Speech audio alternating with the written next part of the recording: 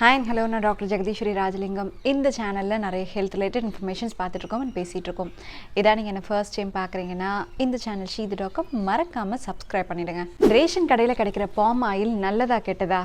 ரேஷனில் கிடைக்கிற palm oil நல்லதா கெட்டதான்னு நிறைய கான்ட்ரவர்சி இருக்குது. நம்ம ஊர் ரேஷன் கடை பஜ்ஜி போண்டா கடையிலேருந்து விலை அதிகமாக கொடுத்து வாங்கக்கூடிய பிஸ்கெட் பேக்கெட், சிப்ஸ் பேக்கெட் வர இந்த பாம் ஆயில் இருக்குது. உலக அளவில் அதிகமாக கிடைக்கக்கூடிய எண்ணெயும் இதுதான், ரொம்ப சீப்பாக கிடைக்கக்கூடிய எண்ணெயும் இதுதான். இது பயமுறுத்துற அளவுக்கு அவ்வளவு மோசமானதான்னு இந்த வீடியோவில் பார்ப்போம். பாம் ஆயில் பழத்துலேருந்து எடுக்கக்கூடிய ரகம் ஒன்று, அதோடைய விதையிலேருந்து எடுக்கக்கூடிய ரகம் ஒன்று. பழத்துலேருந்து எடுக்கக்கூடிய ரகத்தை தான் பரவலாக நம்ம யூஸ் பண்ணுறோம். இயற்கையாக பாம் ஆயிலில் பீட்டா கரோட்டின் கண்டென்ட் அதிகமாக இருக்கிறதால இது ரெட் கலரில் இருக்கும். இந்த க்ரூட் பாம் ஆயில் ரிஃபைன் ப்ராசஸ்க்கு போய் ரீஃபைன் ஆனதுக்கு அப்புறம் தான் விற்பனைக்கே வரும். இன்னும் புரிகிற மாதிரி சொன்னோன்னா இது மற்ற ரீஃபைண்ட் ஆயிலான sunflower oil, rice bran oil மாதிரி தான் இதுவும். இந்த ரீஃபைண்ட் ஆயிலில் ஃப்ராக்ஷனேஷன் ப்ராசஸில் பாம் ஒலியின் அண்ட் பாம் ஸ்டெரைன்னு ரெண்டாக பிரிப்பாங்க. நார்மலாக பாம் ஆயிலில் சேச்சுரேட்டட் ஃபேட், அதாவது பாமிக் ஆசிட் 40%ம் அன்சாச்சுரேட்டட் ஃபேட் ஒலிக் ஆசிட் 40%ம் ஈக்குவலாக இருக்கும். இதில்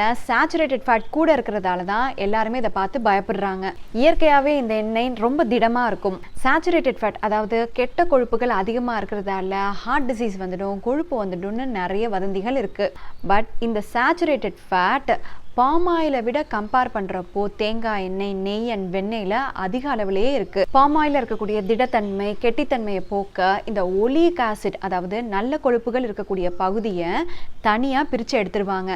இந்த பாம் ஒலியின் தான் நம்ம ரேஷன் கடைகளுக்கும் எல்லா உணவு ஃபேக்ட்ரிகளுக்கும் அனுப்பப்படுது. இதுலேருந்து பிரிக்கப்பட்ட கெட்டித்தன்மை உள்ள ஸ்டெரின் பகுதி எல்லா பியூட்டி ப்ராடக்ட்ஸ், சோப்ஸில் யூஸ் பண்ணுறாங்க. பாம் ஒலியினில் நல்ல கொழுப்புகளான mono unsaturated fatty acid 40 to 45% இருக்கு. சொல்லப்போனால் இது அந்த அளவுக்கு பேட் கொலஸ்ட்ரால் அளவுகளை அதிகப்படுத்தாது. ஏற்கனவே ட்ரைக்ளிசரைட் அளவுகள் கூட இருக்கிறவங்க இந்த எண்ணெயை கம்மியாக யூஸ் பண்ணிக்கோங்க. இது மட்டமான எண்ணெயெலாம் இல்லை, எல்லா ரீஃபைண்ட் ஆயில் மாதிரி தான் இதுவும். ரீஃபைண்ட் ஆயிலில் நிறைய கெமிக்கல் சேர்ப்பாங்க.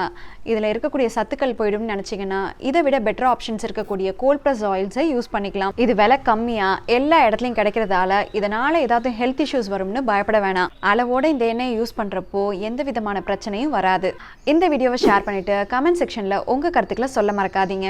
இன்னும் ஒரு இன்ட்ரெஸ்டிங்கான வீடியோவில் பார்ப்போம். பாய்.